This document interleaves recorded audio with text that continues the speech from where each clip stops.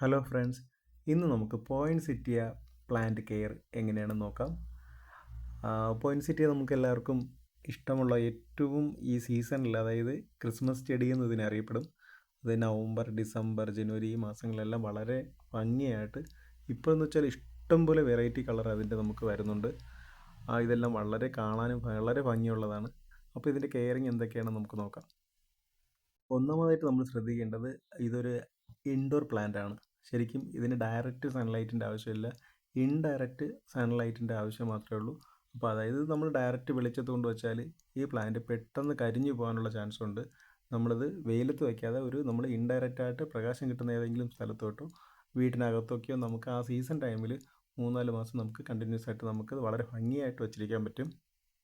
അതുപോലെ നമ്മൾ രണ്ടാമതായിട്ട് ശ്രദ്ധിക്കേണ്ടതെന്ന് വെച്ചാൽ വാട്ടറിങ്. ഒരുപാട് വെള്ളം ഒഴിക്കുന്നത് ഈ ചെടി നശിച്ചു പോകാനായിട്ട് കാരണമാകുന്നു. നമുക്ക് അതുകൊണ്ട് തന്നെ ഇതിന് ആവശ്യത്തിന് മാത്രം, എന്നാൽ ഒരുപാട് ഡ്രൈ ആയി പോകാനും പാടില്ല.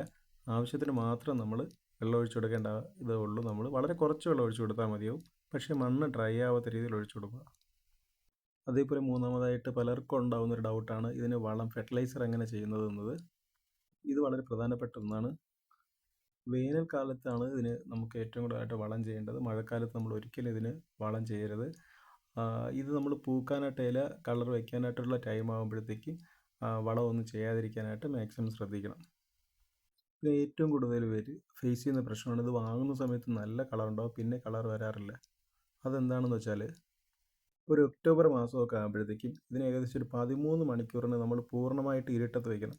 11 മണിക്കൂർ ഇൻഡയറക്റ്റ് പ്രകാശമുള്ള സ്ഥലത്ത് ഒരു കാർഡ്ബോർഡ് ബോക്സിലോ എന്തെങ്കിലും ആക്കിയിട്ട് 13 മണിക്കൂർ കൃത്യമായിട്ട് നമ്മൾ ഒരു 15-20 ദിവസം നമ്മൾ നല്ല ഇരുട്ടത്തും അതുപോലെ 11 മണിക്കൂർ പ്രകാശമുള്ള സ്ഥലത്തായിട്ട് ഈ ചെടി പ്ലേസ് ചെയ്ത് കഴിഞ്ഞാൽ നിറയെ നല്ല കളർഫുള്ളായിട്ടുള്ള ഫ്ലവറിങ് നമുക്കിതിൽ കാണാൻ സാധിക്കും.